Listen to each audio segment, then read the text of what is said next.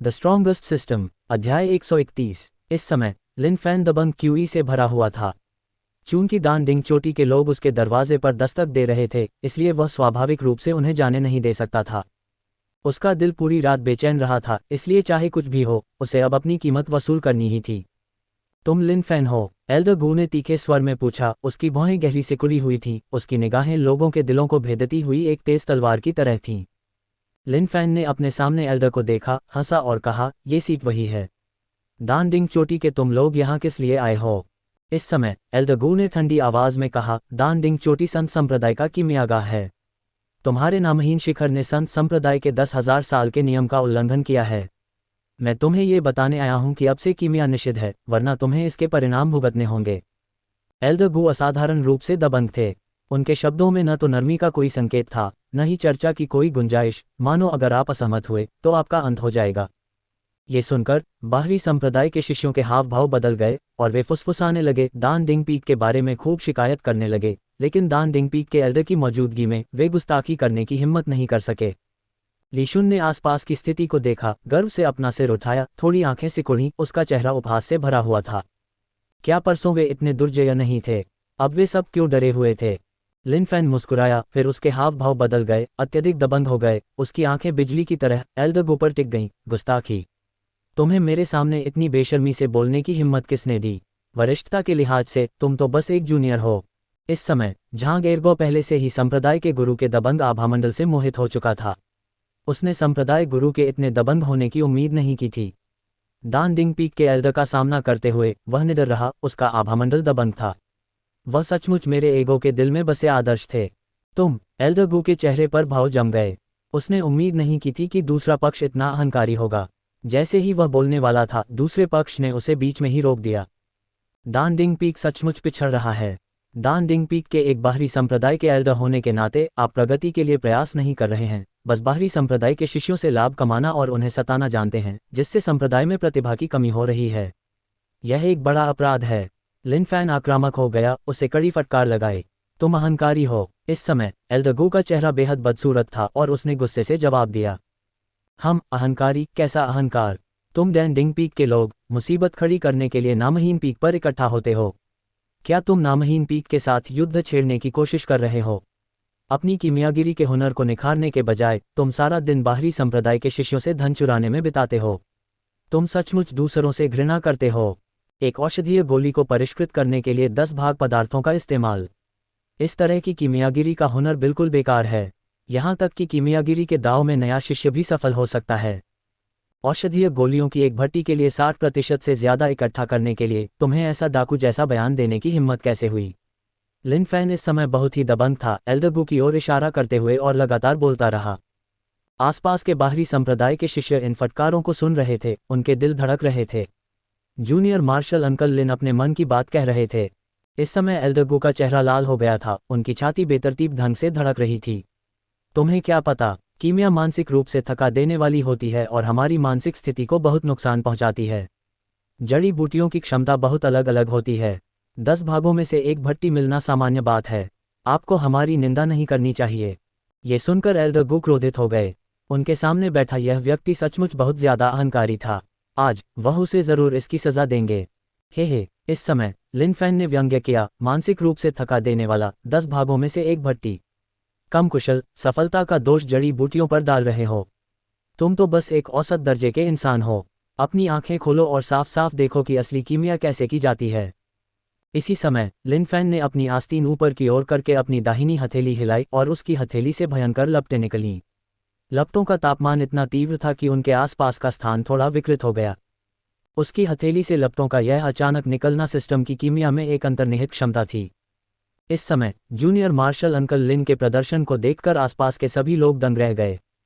उन्होंने junior marshal uncle लिन को पहले कभी कीमिया करते नहीं देखा था, और अब जब वे उन्हें इसे लाइव करते हुए देख सकते थे तो वे स्वाभाविक रूप से बेहद उत्साहित थे।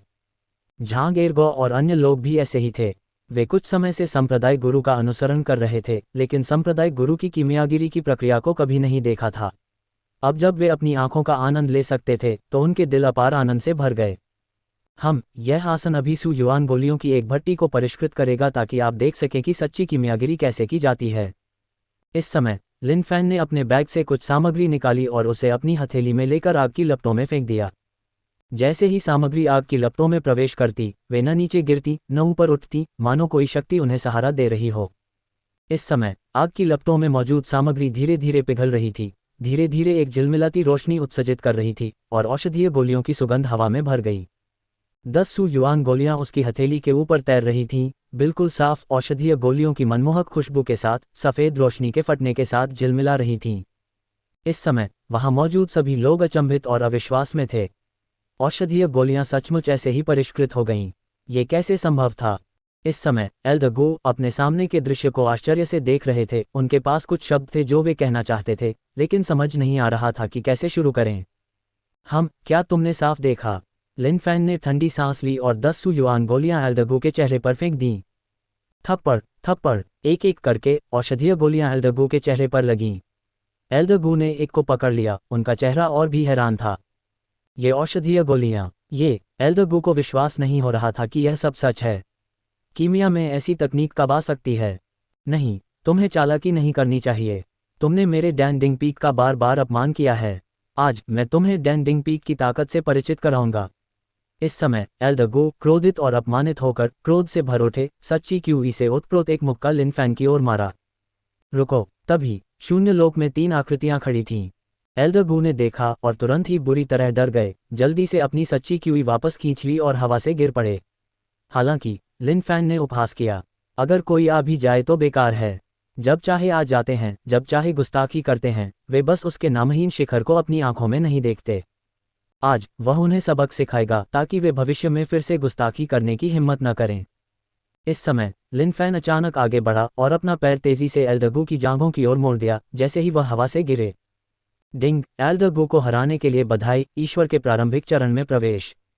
डिंग! बधाई हो, जांघों पर लात मारने वाले पैर का स्तर बढ़ गया है। आउच! इस क्षण आकाश और पृथ्वी का रंग बदल गया और पूरे नामहीन शिखर पर एक चीख गूंज उठी। आसपास की भीड़ के चेहरे जम गए। ये चीख उनकी आत्माओं को चीर गई, मानो उस आवाज का स्वामी इतिहास के सबसे गहरे दर्द को सह रहा हो। कुछ ही दूरी पर खड़े ये शाओतियान के हाव भाव अचानक बदल गए। ये लात जानी पहचानी लग रही थी और चीख भी बिल्कुल वैसी ही थी। क्रॉच किकिंग फुट के निशाने पर लगते ही लिन फैन ने ज्यादा देर तक हिचकिचाहट नहीं दिखाई। तुरंत शून्य लोक की ओर अपनी मुट्ठियां बांध लीं और कहा, स्वागत है संप्रदाय गुरु। आसपास के शिष्यों ने बस इसी क्षण प्रतिक्रिया दी और लिन फैन की तरह वे एक साथ चिल्लाए, स्वागत है संप्रदाय गुरु। महापुरुष! इस समय शून्य लोक में 3 लोग थे। लिन फैन 2 लोगों को जानता था, संप्रदाय गुरु और वह महापुरुष। हालांकि दूसरे के बारे में उसे पता नहीं था, लेकिन शायद वह भी एक महापुरुष था।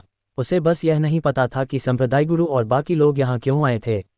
क्या ये डैन डिंग शिखर मामले की वजह से था? इसी समय महापुरुष गो जमीन पर गिर पड़े, दोनों हाथों से अपनी जांघों को पकड़े हुए, पीला चेहरा लिए, दर्द से चीखते हुए इधर उधर लुढ़क रहे थे। ली शुन का दिल जोर से कांप उठा। उन्होंने खुद उस लात का अनुभव किया था और यह सचमुच बहुत बहुत दर्दनाक था। उस तरह का दर्द इंसान की सहनशक्ति से परे था। उस तरह का दर्द ज्वार की तरह लहरों के रूप में आता था, आपको शिखर तक ले जाता था। संप्रदाय प्रमुख यान ने लिन फैन को अजीब भाव से देखा। वे तीनों पहले ही नामहीन शिखर के ऊपर शून्य क्षेत्र में प्रकट हो चुके थे और चुपचाप नीचे की स्थिति का अवलोकन कर रहे थे। हाल ही में बाहरी संप्रदाय में जो कुछ हुआ था, उसके बारे में उन सभी ने थोड़ा बहुत सुना था। वे पहले से ही जानते थे कि डैन डिंग शिखर का बाहरी संप्रदाय इस बार नामहीन शिखर पर आ रहा है। एक कारण उन्हें रोकना था और दूसरा लिन फैन का रसायन विद्या कौशल था, जिसने उन तीनों को थोड़ा भ्रमित कर दिया था। पिछले दृश्य में, जिसमें लिन फैन अपने हाथ के एक झटके से एक औषधीय गोली बना रहा था, उन तीनों को पहले ही चकित कर चुका था, यहाँ तक कि उनके चेहरे भी कांप रहे थे। ये रसायन विद्या की सर्वोच्च विधि थी। एक विचार से गोली बनती है। इस विधि को इसी नाम से पुकारा जाता था। एक विचार से लपटें उठीं और गोली भट्टी से पूरी तरह अलग हो गईं। इससे एक रसायन विद्याविद पर बहुत अधिक मांगें आ गईं। यहाँ तक कि डैन डिंग शिखर के सर्वोच्च बुजुर्ग के पास भी ऐसी क्षमता नहीं थी। ऐसी क्षमता वाले लोग संत संप्रदाय में पहले भी संत संप्रदाय के सबसे गौरवशाली काल में प्रकट हुए थे। क्योंकि एक कीमिया गुरु न केवल औषधीय गोलियों का प्रतिनिधित्व करता था, बल्कि विभिन्न संप्रदायों के बीच एक घनिष्ठ संबंध का भी प्रतीक था। अब उन्होंने कभी यह उम्मीद नहीं की थी कि इस कीमिया पद्धति में पारंगत कोई व्यक्ति संत संप्रदाय में फिर से प्रकट होगा, और वह एक शाखा संप्रदाय का शिष्य भी था। संप्रदाय गुरु यान की लिन फैन की ओर दृष्टि ने गहरी खुशी प्रकट की। ये संप्रदाय का एक अनमोल खजाना था।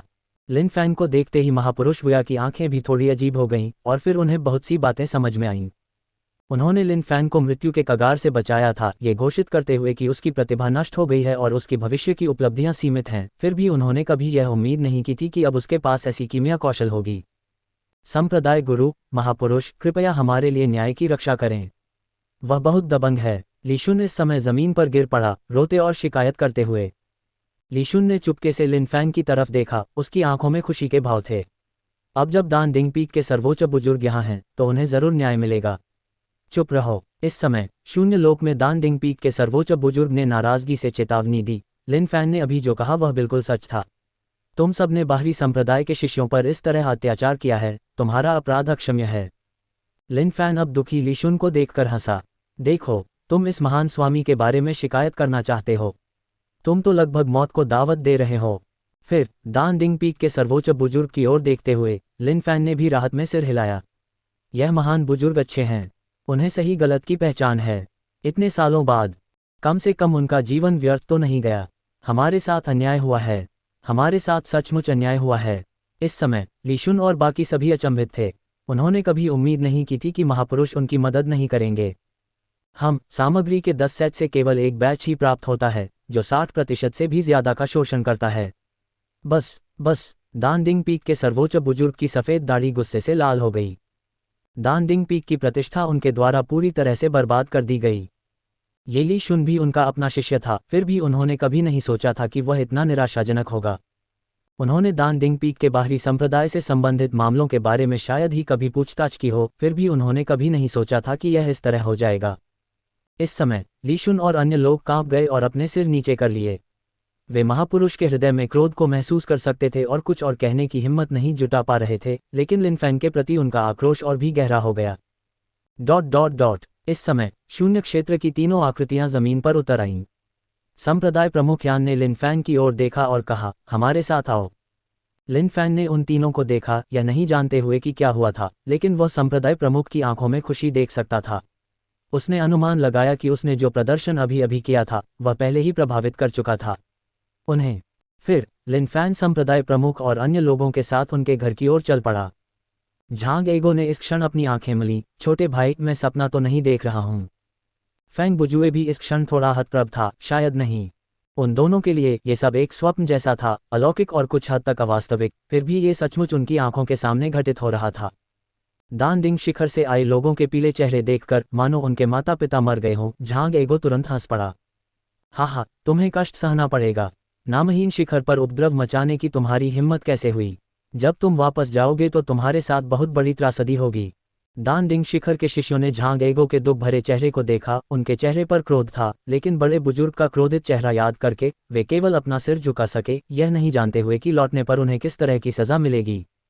इस समय दान दिंग शिखर के शिष्यों को अब बड़े गू के उदास चेहरे की परवाह नहीं थी, उन्हें केवल अपने भविष्य की चिंता थी। घर के अंदर लिन फैंग ने उन तीनों को ध्यान से देखा। गंभीर माहौल देखकर वह तुरंत मुस्कुराया और बोला, संप्रदाय गुरु, क्या कुछ गड़बड़ है? इस समय संप्रदाय गुरु यान ने मुड़कर देखा। उनके चेहरे पर कुछ गंभीरता थी। क्या आप सचमुच संत संप्रदाय के प्रति समर्पित हैं? लिन फैंग को संप्रदाय गुरु यान का मतलब समझ नहीं आया, लेकिन उन्हें इतनी गंभीरता से पूछते देखकर उसने स्वाभाविक रूप से अपनी मुस्कान हटा ली। संप्रदाय गुरु की एक शाखा होने के नाते संत दानव संप्रदाय का शिष्य ही उसका एकमात्र शिष्य है। स्वाभाविक रूप से मैं सच्चा समर्पित हूं और संत संप्रदाय के साथ कभी विश्वासघात नहीं करूंगा। हम साथ साथ समृद्ध होते हैं और साथ साथ कष्ट भी सहते हैं, लिन फैंग ने गंभीरता से कहा। अब संत दानव संप्रदाय ही लिन फैंग का एकमात्र हिस्सा था। जब तक संत संप्रदाय उसे निराश नहीं करता, वह संत संप्रदाय को कभी निराश नहीं करेगा। अच्छा, संप्रदाय गुरु यान ने सिर हिलाया। फिर तीनों आकृतियां इस स्थान को छोड़कर शून्य लोक में गायब हो गईं। केवल लिन फैंग ही वहां खड़ा रह गया, स्तब्ध। आखिर क्या हो रहा था? क्या वे यहाँ सिर्फ उससे एक सवाल पूछने आए थे? लिन फैंग थोड़ा असहाय हुआ, फिर आह भरी। ये विशेषज्ञ सचमुच विशेषज्ञ हैं, उनके विचार अथाह हैं। हालांकि यह मामला अभी तक सुलझा नहीं था, तो वे चले क्यों गए? वह इस गंदगी को कैसे साफ करता? अपने मूल इरादे के अनुसार वह दान दिंग पीक के इन लोगों को एक अच्छा सबक सिखाना चाहता था, लेकिन अब जब प्रभारी लोग आ गए थे तो उन्होंने पूछा भी नहीं और अब बिना कुछ कहे ही चले गए। उसे क्या करना चाहिए था? और ठीक इसी क्षण शून्य लोक से एक आवाज आई, अयोग्य शिष्य, मेरे लिए यहाँ वापस आओ। वह आवाज़ डैन डिंग पीक के सर्वोच्च बुजुर्ग जैसी लग रही थी। इस समय लिन फैन ने दरवाज़ा खोला और बाहर निकल आया। बाहर पीले चेहरे वाले डैन डिंग पीक के शिष्यों को देखकर उसके मुंह के कोने पर एक मुस्कान आ गई। अरे बदमाशों, पीछे जाकर घुटने टेको। और झांग एगो भी पीछे से जोर से हंसा, मानो सुअरों का पीछा कर रहा हो। जल्दी करो और वापस जाओ। नामहीन शिखर पर इतनी गुस्ताखी करने की तुम्हारी हिम्मत कैसे हुई? तुम सच में जीना नहीं चाहते? खांसी खांसी। इसी समय लिन फैन ने हल्की खांसी की। उसके हाथ पीठ के पीछे बंधे हुए थे, उसके चेहरे पर हल्की मुस्कान थी, उसकी ठुड्डी थोड़ी ऊपर उठी हुई थी और वह धीरे धीरे आगे बढ़ा। हालांकि इस बार बीच में थोड़ा बदलाव आया, लेकिन मामला काफ़ी मजबूती से निपटाया गया। सभी ज़रूरी दिखावे पूरे हो चुके थे। खासकर अपनी आखिरी चाल में उसने जो कीमिया कौशल दिखाया, उसने शायद सभी को इतना प्रभावित किया होगा कि उसे भूलना उनके लिए नामुमकिन हो गया होगा। संप्रदाय गुरु अमर रहें। इसी समय झांग एगो जोर से चिल्लाया, जूनियर मार्शल अंकल लिन अमर रहें। बाहरी संप्रदाय के शिष्य भी उत्साह से जयकारे लगाने लगे। शुरू में उन्होंने सोचा था कि इस बार जूनियर मार्शल अंकल लिन को डैन डिंग पीक द्वारा धमकाया जा सकता है, लेकिन उन्होंने कभी नहीं सोचा था कि चीज़ें इस तरह घटित होंगी, जो वास्तव में संतोषजनक था। लिन फैन ने सबकी ओर देखा, हल्के से सिर हिलाया, उसके मुंह के कोने पर एक मुस्कान उभर आई। उसका स्वर गहरा और निर्विवाद था। याद रखें, बुराई कभी भी अच्छाई पर विजय नहीं पाती। जीत हमेशा न्याय के पक्ष में होती है। लिन फैन ने अपने हाथ पीठ के पीछे करके शून्य लोक में देखा। न्याय की उसकी गहरी भावना स्वर्ग और पृथ्वी को हिला रही थी। अनगिनत बाहरी संप्रदाय के शिष्य लिन फैन को अपार श्रद्धा से देखते थे, यहाँ तक कि कट्टर अनुयायी बनने की ओर भी झुकते थे। जहाँ तक सफलता प्राप्त करने की बात है, तो वह केवल एक अवसर की दूरी पर था। अगले दिन, कल की घटनाओं के बाद लिन फैन को काफ़ी सुकून मिला। संप्रदाय गुरु और दोनों महापुरुष दोनों ही नामहीन शिखर पर आ गए थे, और जिस तरह से उन्होंने उसे देखा, वह खुशी से भरा था। जाहिर है, कुछ भी गड़बड़ नहीं थी। हालांकि लिन फैन समझ नहीं पा रहा था कि उसे कीमिया जारी रखनी चाहिए या नहीं, वह निश्चित नहीं था। जैसे ही लिन फैन अपने घर से बाहर निकला, झांग एगो तुरंत आगे आया। संप्रदाय गुरु। कल की घटनाओं ने झांग एगो को पहले ही एक सुंदर भविष्य दिखा दिया था। संप्रदाय गुरु और महापुरुष अपने संप्रदाय गुरु का समर्थन करने के लिए अपने शिखर पर उतर आए थे। अब से वे कैसे फल फूल नहीं सकते थे। हाँ, लिन फैन ने सिर हिलाया। आज उसका मूड भी बहुत अच्छा था। तभी प्रवेश द्वार पर आकृतियों का एक समूह दिखाई दिया। लिन फैन चौंक गया। क्या ये हो सकता है कि डैन डिंग शिखर के वे लोग फिर से आ गए हों? लेकिन जब उसने आकृतियों के समूह को स्पष्ट रूप से देखा, तो लिन फैन थोड़ा उलझन में पड़ गया। ये चीज़ें क्या थीं? वे छोटे कद के थे, जिनकी त्वचा काली थी, कान लंबे और नुकीले थे और बाहें मोटी थीं। ये राक्षस हैं। झांग एगो इतना डर गया कि उछल पड़ा। वह इतने लंबे समय से अजीबोगरीब शिष्यों के बीच था और उसने ऐसे जीव कभी नहीं देखे थे। क्या वे इंसान थे? वे इंसान नहीं दिखते थे, लेकिन अगर वे इंसान नहीं थे तो कुछ हद तक इंसानों जैसे ही दिखते थे। तुम कौन हो? लिन फैन ने थोड़ा भौहें चढ़ाईं और पूछने के लिए आगे बढ़ा। इन काली आकृतियों में से हर एक के पास औजार थे, जो लिन फैन को थोड़े अपरिचित लग रहे थे। वह नहीं जानता था कि वे क्या हैं। तभी कहीं से एक आवाज़ आई और लिन फैन के कानों में पड़ी। उसी समय लिन फैन ने देखा कि सिर्फ वही यह आवाज़ सुन सकता है, कोई और नहीं। लिन फैन, ये पृथ्वी के शैतान हैं, जो संत संप्रदाय के अधीन हैं। वे दुनिया के सबसे कुशल कारीगर हैं और वे इस बार तुम्हारे शिखर के लिए बुनियादी ढांचा बनाने आए हैं। ये संप्रदाय प्रमुख यान की आवाज़ थी। लिन फैन ने अब इन पृथ्वी के शैतानों को कुछ दिलचस्पी से देखा। उसने कई खतरनाक जानवर देखे थे, लेकिन सचमुच पहली बार उसने ऐसे जीव देखे थे। संप्रदाय प्रमुख, ये क्या हैं? झांग एगो ने पूछा। लिन फैन मुस्कुराया, कुछ नहीं। ये पृथ्वी के शैतान हैं जिन्हें संप्रदाय ने हमारे लिए घर बनाने के लिए भेजा है। पृथ्वी के शैतान? झांग एगो ने उन्हें असमंजस से देखा। फिर लिन फैन की तरह उसने भी उत्सुकता से उन्हें देखा। इसी समय उनमें से एक लंबा पृथ्वी शैतान लिन फैन के पास आया और मुंह खोलकर खूब बकबक करने लगा। पृथ्वी शैतान की चमकती हरी आंखें संदेह से चमक उठीं और उसकी उंगलियां हवा में इशारे कर रही थीं। झांग एगो इन जीवों को पहली बार देखकर भी बहुत उत्सुक था। संप्रदाय प्रमुख, ये क्या कह रहे हैं? लिन फैन इस समय थोड़ा असहाय था। ये तो इंसानी भाषा भी नहीं थी। वह संप्रदाय प्रमुख कैसे जान सकता था? लेकिन झांग एगो की प्रश्नवाचक निगाहें देखकर लिन फैन एक पल के लिए चुप हो गया। अब वह संप्रदाय प्रमुख था। अगर वह ये भी नहीं समझ सकता, तो झांग एगो की प्रशंसा कैसे अर्जित कर सकता था? हालांकि इस पृथ्वी दानव से बात करने के लिए लिन फैन ने एक अच्छा तरीका सोचा। लिन फैन ने कुछ नहीं कहा, बस हल्की मुस्कान के साथ सिर हिलाया, फिर अपने लकड़ी के घर और झांग एगो के 2 लकड़ी के घरों की ओर इशारा किया और फिर जोर से सिर हिलाया। खैर, लिन फैंग को इस बात की परवाह नहीं थी कि दूसरा पक्ष उसका मतलब समझेगा या नहीं। उसने बस ऐसे ही इशारा किया, मतलब बिल्कुल साफ था, तुम लोग खुद ही समझ लो। इस समय पृथ्वी दानव फिर से बड़बड़ाया, उसकी तीखी मोटी उंगलियां बेतहाशा ऊपर नीचे इशारा कर रही थीं। झांग एर्गो ने यह देखकर कि संप्रदाय प्रमुख और पृथ्वी दानव बातचीत कर सकते हैं, तुरंत प्रशंसा भरी नजरों से देखा। झांग एर्गो की नज़र में संप्रदाय गुरु क्या नहीं कर सकते थे। वह सचमुच बहुत प्रशंसनीय थे। जब फैंग बुजुए घर से बाहर आए तो इन काली आकृतियों के समूह को देखकर चौंक गए, फिर जल्दी से झांग एर्गो के पास आ गए। वरिष्ठ भाई, ये क्या कर रहे हैं? फैंग बुजुए ने सावधानी से उन्हें देखा। चुप रहो, बात मत करो। संप्रदाय गुरु पृथ्वी के शैतानों के इस समूह से बात कर रहे हैं। हमें समझ नहीं आ रहा, इसलिए बीच में मत बोलो, झांग एर्गो ने कहा। ओह ओह, फैंग बुजुए एक तरफ खड़े हो गए और सिर हिलाया, फिर झांग एर्गो की तरह चुपचाप अपने संप्रदाय गुरु को देखने लगे। ठीक है, ठीक है। लिन फैन ने अपना दाहिना हाथ उठाया, एक गोला बनाया और 3 उंगलियां फैला दीं। खैर, उसे समझ नहीं आ रहा था कि ये धरती के शैतान क्या कह रहे हैं। अगर वह थोड़ी सी अंग्रेजी दिखाता तो वे भी नहीं समझ पाते, इसलिए कोई बात नहीं। आखिरकार जब धरती के शैतान को लिन फैन की बात समझ में आ गई तो वह मुड़ा और धरती के शैतानों के समूह से बातें करने लगा। दहाड़, उनके पीछे धरती के शैतानों के समूह ने दहाड़ लगाई, फिर अपने हाथों में औजार लहराए और चारों दिशाओं में बिखर गए। संप्रदाय गुरु, उस आखिरी इशारे का क्या मतलब था? झांग एर्गो ने पूछा। इसका मतलब है, कोई बात नहीं, तुम इतनी गहरी भाषा नहीं समझते। ठीक है, चलो पहले पहाड़ से नीचे चलते हैं, हम यह उन पर छोड़ देते हैं, लिन फैन ने कहा। हाँ, झांग एर्गो और फैंग बुजुए दोनों ने सिर हिलाया और अंततः मन ही मन संप्रदाय गुरु की क्षमताओं की प्रशंसा की, जो सचमुच बहुत प्रशंसनीय थी। इस समय जब लिन फैन पहाड़ से नीचे उतरने ही वाला था, उसने बेचैनी से फिर पीछे मुड़कर देखा। वह और पृथ्वी दानव नेता पूरी तरह से एक दूसरे के विरोधी थे, शायद दोनों में से किसी को भी पता नहीं था कि दूसरा क्या कह रहा है। इस तरह से बात को टालते हुए उसे समझ नहीं आ रहा था कि वे ये सब कैसे करने वाले हैं।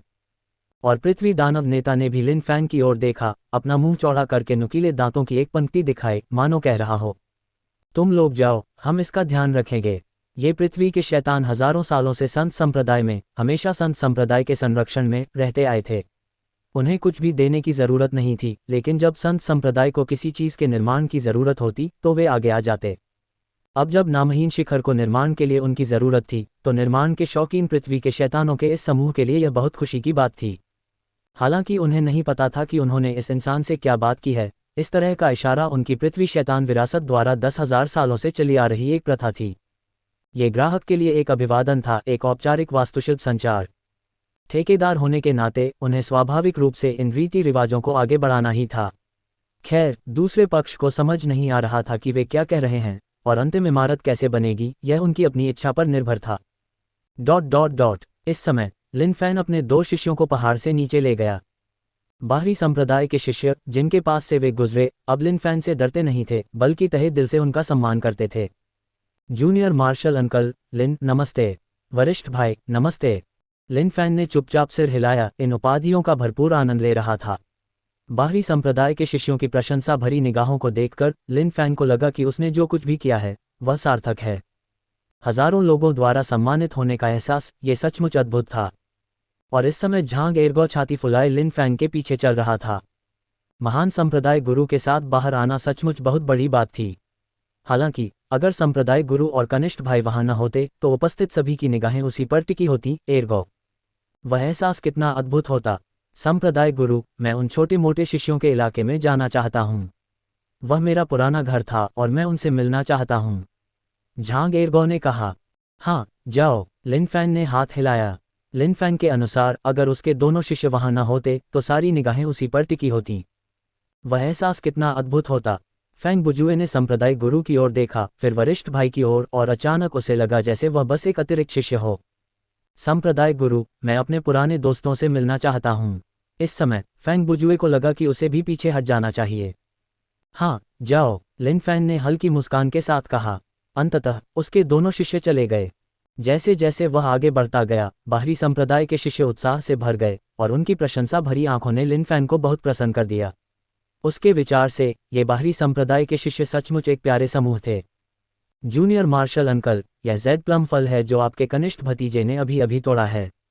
लिन फैंग को एक साफ ताज़ा धुला हुआ फल देते देख बाहरी संप्रदाय का एक शिष्य तुरंत आगे बढ़ा। लिन फैन मुस्कुराया और उसे ले लिया। हाँ धन्यवाद कनिष्ठ भतीजे। लिन फैन फिर आगे बढ़ता रहा, जबकि जिस शिष्य ने लिन फैन को फल दिया था वह स्तब्ध सा खड़ा रहा। उसका चेहरा अचानक अविश्वसनीय रूप से उत्साहित और खुशी से झूम उठा। कनिष्ठ मार्शल अंकल लिन ने उसे देखकर मुस्कुराया और उसे धन्यवाद भी दिया। यह सचमुच बहुत रोमांचक था। कनिष्ठ मार्शल अंकल लिन के विभिन्न शक्ति प्रदर्शनों को याद करके वह उनकी पूजा करने से खुद को रोक नहीं पाया। उनके कीमिया कौशल अविश्वसनीय रूप से उत्कृष्ट थे। ऐसा लगता था कि जूनियर मार्शल अंकल लिन के हाथों में कोई भी औषधि आसानी से बिना किसी समस्या के प्राप्त हो जाती थी। जब डैन डिंग चोटी के बाहरी संप्रदाय के बुजुर्ग पहाड़ पर उपद्रव मचाने आए तो जूनियर मार्शल अंकल लिन ने उन्हें अवाक कर दिया। ऐसा अधिकार और किसके पास हो सकता है? केवल नामहीन चोटी के जूनियर मार्शल अंकल लिन के पास।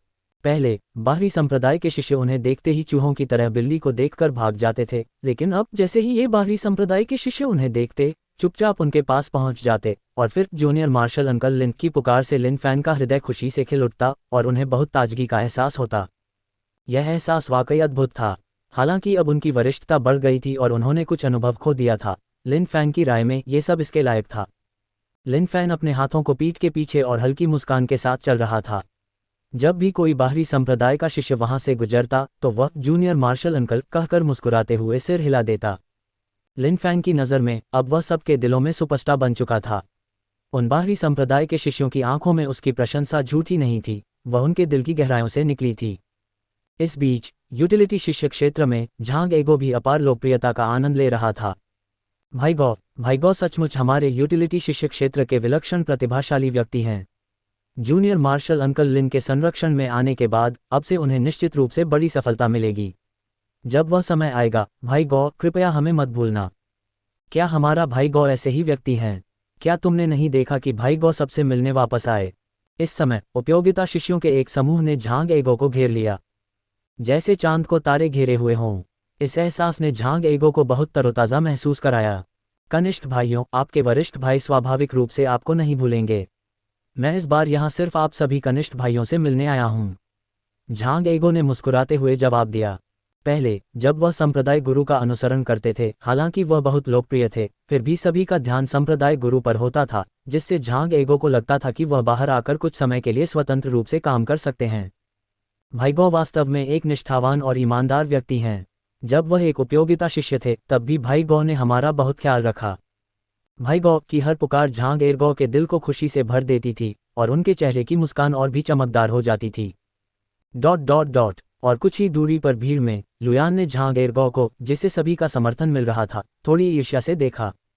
लुयान के विचार से भीड़ का समर्थन पाने वाला व्यक्ति वही होना चाहिए था। लुयान ने अनजाने में अपने गले में लटकी प्रार्थना की माला को छू लिया। उसकी आंखों में एक चमक जल रही थी। महान स्वतंत्रता उज्ज्वल राजा मन के उपयोगिता शिष्य, जिन्हें पहले लिन फैन ने खरपतवार निकालने के लिए चुना था, अब झांग एगो की महिमा देखकर पछतावे से भर गए। उन्होंने स्वर्ग की ओर भी पुकारा, ये सोचकर कि वे आखिरी क्षण में पीछे क्यों हट गए। अगर वे पीछे नहीं हटते तो वे भी झांग एगो की तरह होते, सभी का ध्यान आकर्षित करते। लेकिन अब पछतावा बेकार। ... इस समय लिन फैन की नज़र एक पर्वत शिखर पर एक पत्थर की पट्टिका पर पड़ी। जियालान चोटी। यह अफवाह थी कि संत संप्रदाय में यह एकमात्र ऐसा शिखर था जहां केवल महिला शिष्यों को ही प्रवेश मिलता था। संत संप्रदाय में जियालान शिखर के शिष्य आमतौर पर शिखर से नीचे नहीं उतरते थे, बल्कि साधना के लिए हमेशा शिखर पर ही रहते थे। लिन फैन को याद आया कि ये शाओतियान की साथी जियालान शिखर की एक शिष्या थी, लेकिन ये शाओतियान से मिलने के बाद वह जियालान शिखर से हट गई और एक बाहरी संप्रदाय की शिष्या बन गई। लिन फैन ने भी कई अफवाहें सुनी थीं। अब जब वह यहाँ एक कनिष्ठ मार्शल अंकल के रूप में थे तो उनके लिए ऊपर जाकर इन कनिष्ठ भतीजियों से मिलना जरूरी था। शिखर पर चलते हुए लिन फैन को कई महिला शिष्याएं मिलीं।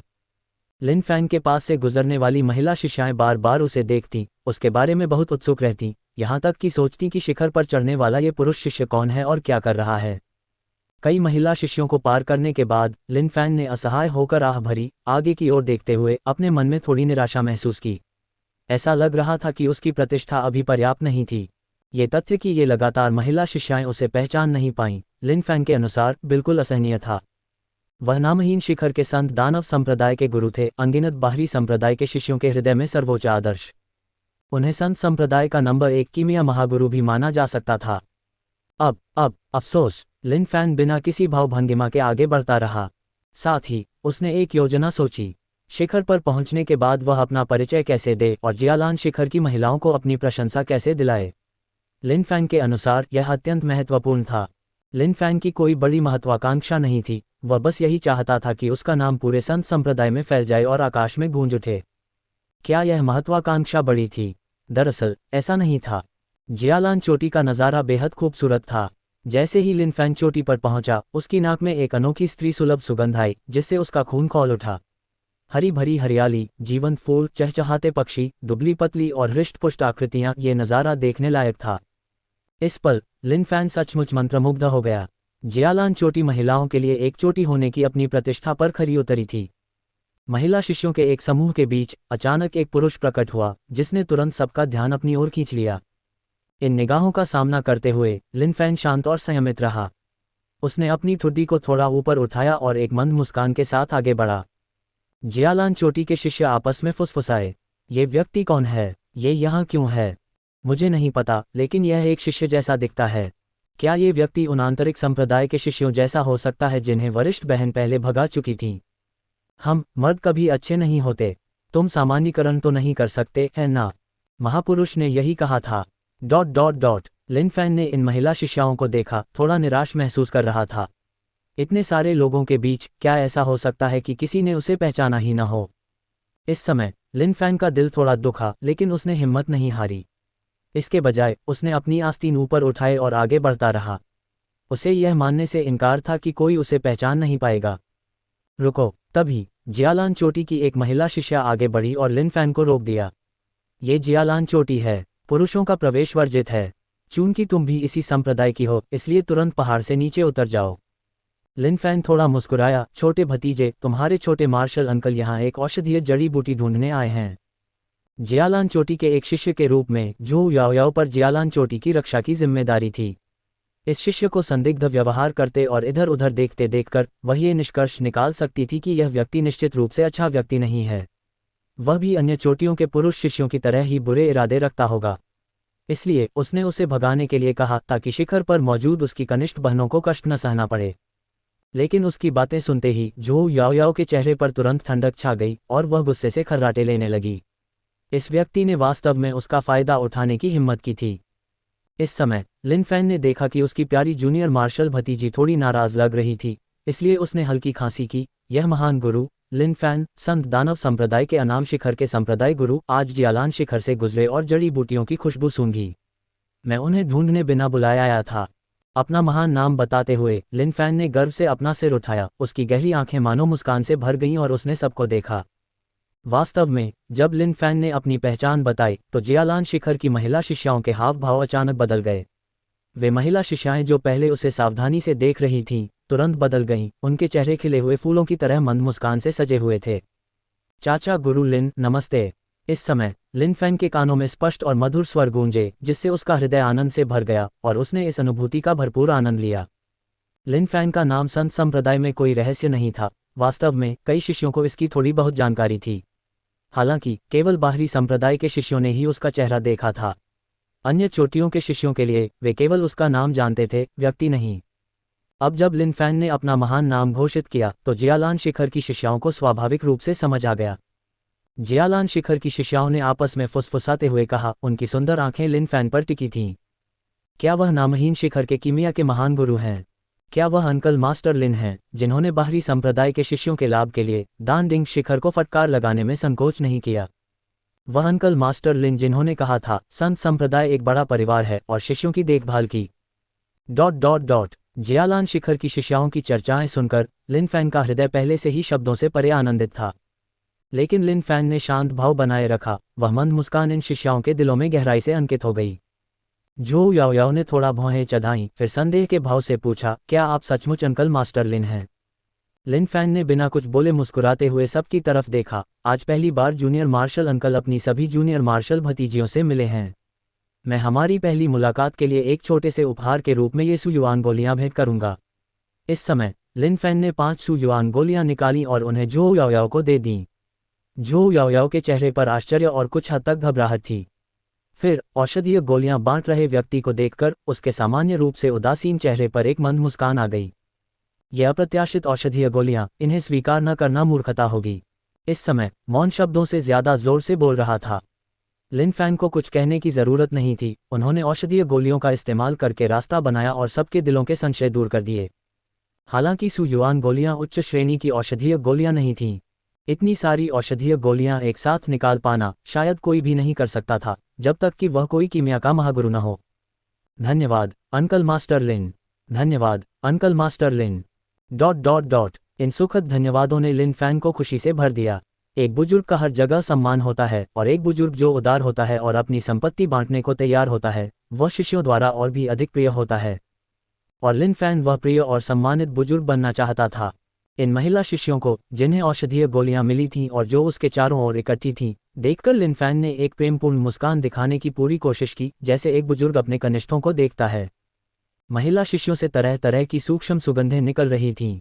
उसे ऐसा लग रहा था जैसे कोई तितली फूलों के सागर में खो गई हो और उसका भरपूर आनंद ले रही हो। Junior marshal uncle. ये शिष्या जूनियर मार्शल अंकल को पहले नहीं जानती थी। कृपया इस शिष्या को माफ कर दीजिए, झोउ याओयाओ ने आगे बढ़कर कहा। झोउ याओयाओ को थोड़ी परेशानी हुई, ये सोचकर कि उसने अपने जूनियर मार्शल अंकल को उन लोगों में से एक समझ लिया था।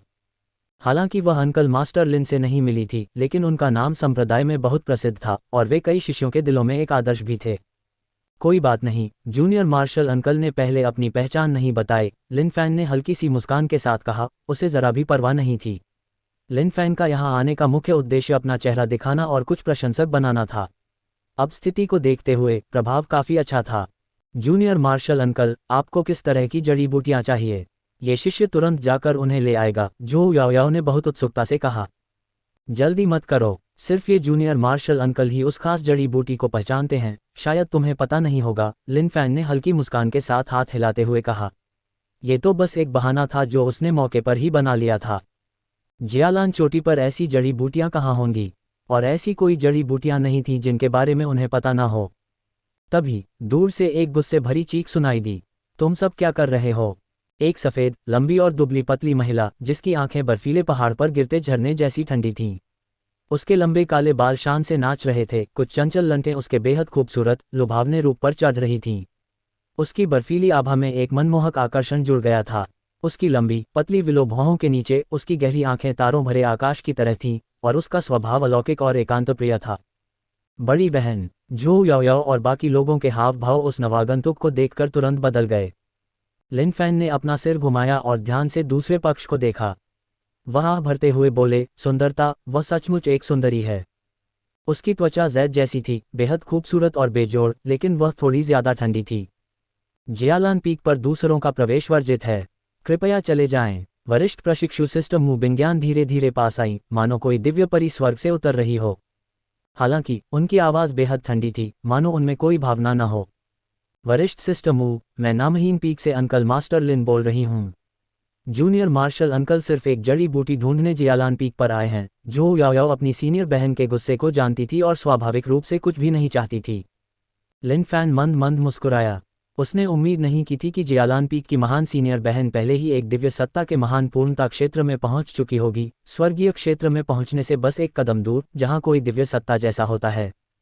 लिन फैन एक मंद मुस्कान के साथ धीरे से आगे बढ़ा। जूनियर मार्शल भतीजी म्यू सचमुच जियालान पीक की एक विलक्षण प्रतिभा है।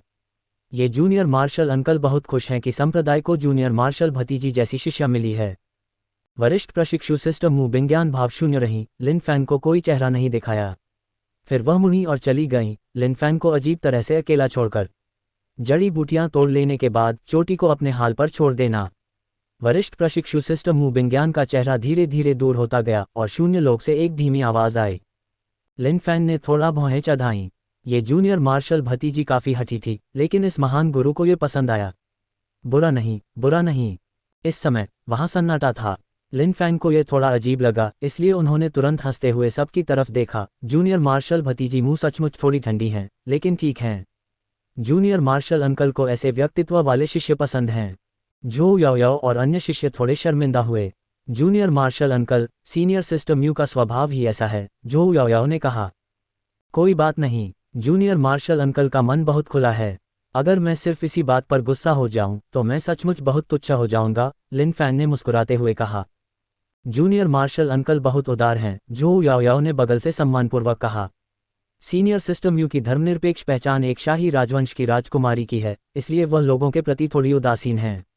हालांकि सीनियर सिस्टर के कोई बुरे इरादे नहीं हैं और वह हम सबके साथ बहुत अच्छी हैं। लिन फैन ने सिर हिलाया। उसने सोचा भी नहीं था कि वह किसी देश की राजकुमारी होगी। घमंडी और ठंडा होना ठीक था। इस समय लिन फैन ने सीनियर अप्रेंटिस सिस्टर मू बिंग्यान को अपने चरित्र रणनीति गाइड पात्रों के लिए रणनीति गाइड में सबसे ऊपर रखा था। अगर वह इतनी घमंडी, खूबसूरत और बेमिसाल लड़की को जीत सके और उसे सम्मानपूर्वक जूनियर मार्शल अंकल कहलवा सके तो ये कितनी बड़ी उपलब्धि होगी। अगर वह उसे पूरी तरह से अपना दीवाना बना सके तो उसका जीवन कितना सफल होगा। ठीक है, अब और दिवा स्वप्न मत देखो। इस समय लिन फैन ने अपने मन के बेतुके विचारों को झटक दिया। इस रणनीति की कठिनाई काफ़ी ज़्यादा थी, जिसके लिए चरण दर चरण दृष्टिकोण की आवश्यकता थी। वह इसे बिल्कुल भी जल्दी नहीं कर सकता था। अगर दिल उससे नहीं छूता तो चिकनाई का एहसास कैसे हो सकता है। संत संप्रदाय के भीतर पक्षियों के कलरव और सुगंधित फूलों से भरा एक स्थान। यह क्षेत्र संत संप्रदाय के चहल पहल वाले इलाके से दूर एक कोने में खड़ी पहाड़ी चट्टानों के नीचे बसा था, जहां गरजती समुद्री लहरें चट्टान से टकराती थीं। समुद्र के सामने बसंत की गर्मी और खिले हुए फूलों के साथ यह एक ऐसी जगह थी जिसने लोगों का पोषण किया, उन्हें अपना दर्द भूलने, प्रकृति की ओर लौटने और अपने मूल हृदय को थामे रखने का अवसर दिया। हालांकि इस समय उस पहाड़ की चोटी पर एक युवक विशाल समुद्र के सामने था। हल्की समुद्री हवा उसके लंबे बालों को झंझना रही थी। उसका दृढ़ चेहरा अब अविश्वसनीय रूप से थका हुआ लग रहा था। उसकी आंखें, जो चमकीली होनी चाहिए थीं, धीरे धीरे मंद पड़ गईं, अनिच्छा से भर गईं। युवक ने समुद्र का सामना किया, आकाश की ओर गरजते हुए अपने दिल की अनिच्छा को व्यक्त किया। चट्टानों से टकराती लहरों की आवाज़ युवक की चीखों का जवाब देती हुई प्रतीत हुई। युवक जमीन पर घुटनों के बल बैठा था, उसके हाथ जमीन को कसकर पकड़े हुए थे और जोर के कारण उसकी उंगलियों से खून बह रहा था। एक अपंग हमेशा अपंग ही रहेगा, एक पत्थर भी मुझे डरा सकता है।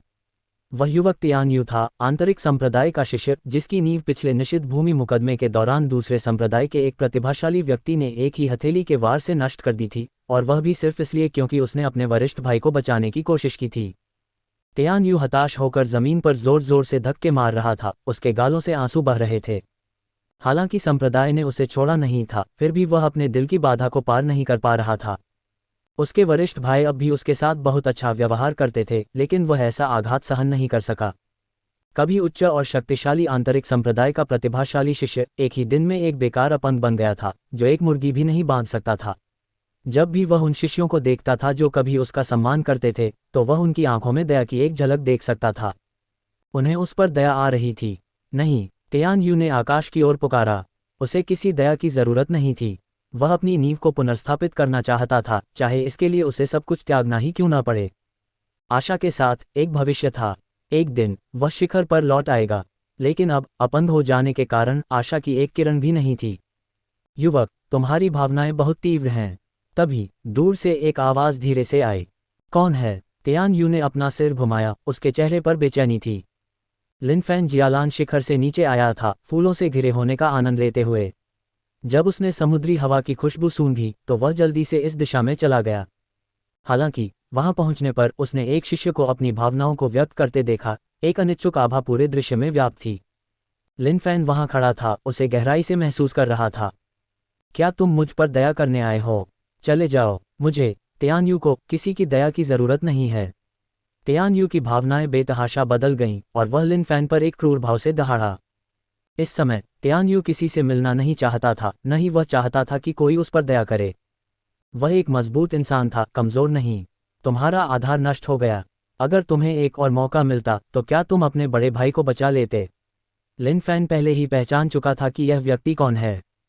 वह वही शिष्य था जिसे उस दिन जहाज से उतार दिया गया था। इसके अलावा अफवाहों के अनुसार इस बार निषिद्ध भूमि के मुकदमे में भारी नुकसान हुआ। एक आंतरिक संप्रदाय के प्रतिभाशाली व्यक्ति का आधार नष्ट हो गया और संप्रदाय इसे उलटने में असमर्थ था। किसी के लिए भी एक ही दिन में महान और शक्तिशाली होने से नरक में डाल दिया जाना, बिना किसी सुधार की आशा के, असहनीय है। और उससे पहले इस युवा प्रतिभाशाली व्यक्ति का भी जिक्र नहीं। कई भयंकर युद्धों का अनुभव करने के बाद, लेकिन कभी नर्क में गिरने का एहसास न होने के कारण, यह स्वाभाविक था कि अब वह इसे स्वीकार नहीं कर पा रहा था। तुम असल में कौन हो? यहाँ से तुरंत निकल जाओ।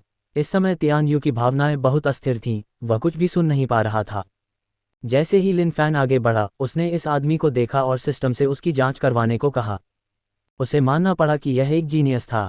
उसके माथे के ऊपर तैरते साधना स्तर ने उसे महसूस कराया कि अगर सब कुछ सुचारू रूप से चलता रहा तो उसका भविष्य असीम होगा। हालांकि उस साधना स्तर के बाद एक और शब्द था, वह था नष्ट। क्या तुम उसे बचाओगे? लिन फैन ने उसके गुस्से भरे भावों को अनदेखा करते हुए फिर पूछा। इस समय तियान यू ने एक ठंडी कांपती हुई हंसी दी, मानो खुद का मजाक उड़ा रहा हो। हाँ, मैं क्यों नहीं पूछूंगा। क्या यही जवाब चाहिए तुम्हें? फिर तुम जा सकते हो। तियान यू ने तुरंत ऊपर देखा, उसकी आंखों में जानवरों जैसी क्रूरता झलक रही थी। अब वह किसी को देखना नहीं चाहता था। वह अब उनकी आंखों में दया नहीं देखना चाहता था। लिन फैन का विशिष्ट चंचल भाव अब गायब हो गया था, उसकी जगह एक गंभीर भाव आ गया था। वह तियान यू को किसी अलौकिक वरिष्ठ की तरह देख रहा था। उसकी आंखों में न तो दुख था और न ही खुशी, फिर भी दिव्य प्रकाश से टिमटिमा रहा था, मानो वह सब कुछ देख सकता हो और सीधे तियान यू के दिल में उतर सकता हो। क्या मैं तुम्हें एक कहानी सुनाऊं? लिन फैन धीरे धीरे बोलने लगा। तियान यू ने अपना सिर नीचे कर लिया, चुपचाप, अपने सामने वाले व्यक्ति को भूलकर। वह मिट्टी के ढेर की तरह जमीन पर गिर पड़ा। उसकी आंखें खाली थीं और वह दूर तक देख रहा था, मानो सोच रहा हो कि वह अभी भी जीवित क्यों है। कहा जाता है कि महान जंगल में, कांगमान पर्वत श्रृंखला में, स्टोन विलेज नाम का एक गांव था। उस पत्थर के गांव में शीहाओ नाम का एक छोटा लड़का था। लिन फैन की आवाज़ धीमी और स्थिर थी, आध्यात्मिक प्रेरणा की एक और कहानी सुनाते हुए। तियानफू अकादमी छोड़ने के बाद से लिन फैन ने शायद ही कभी इन बातों की व्याख्या की थी। अब इस अपंग शिष्य को देखकर उसे लगा कि उसे बचाना जरूरी है। सबसे महत्वपूर्ण बात, वह उसे अपने संरक्षण में लेना चाहता था, उसे अपना तीसरा शियाओ टोंग बनाना चाहता था जो उसकी सेवा करे। सर्वोच्च अस्थि, ब्रह्मांड में बेजोड़ प्रतिभा, एक विलक्षण प्रतिभा। तियान यू पहले सुनना नहीं चाहता था, लेकिन अब वह चुपचाप लेटा रहा। उसकी आंखों में एक हल्की सी रोशनी टिमटिमा रही थी। इस समय वह धीरे धीरे सुनने लगा, अपने शुरुआती इनकार से आगे बढ़ते हुए। जब उसने सुना कि सर्वोच्च अस्थि उसके कबीले द्वारा ले ली गई है और बाद में वह अपंग हो गया, उसकी भावनाएं धीरे धीरे थोड़ी थोड़ी बदलने लगीं। संक्षिप्तता ही सार है। लोगों को आध्यात्मिक चिकन सूप देने का लिन फैन का खास तरीका था, कभी भी बकवास नहीं करना, लेकिन सिर्फ जरूरी बातों को ही चुनना था। एक अगरबत्ती, 3 अगरबत्तियां गुजरी। तियान यू लिन फैन की कहानी में डूबा हुआ लग रहा था, खुद को उससे बाहर नहीं निकाल पा रहा था। वह वहीं लेटा हुआ था, लेकिन एक पल वह उठ बैठा, उसकी नज़रें लिन फैन पर टिक गईं। न विनाश, न निर्माण, तोड़कर फिर नया निर्माण, सर्वोच्च अस्थि का पुनर्निर्माण, सर्वोच्च क्षेत्र की प्राप्ति। इस समय लिन फैन की कहानी अपने अंत पर पहुंच गई थी। इस बार लिन फैन ने कहानी सुनाने में पूरी ताकत लगा दी, अपने सहायक पेशे, जीवन गुरु के सभी कार्यों का इस्तेमाल किया। उसके शब्द राक्षसी ध्वनियों की तरह थे जो लोगों के दिलों में उतर रहे थे।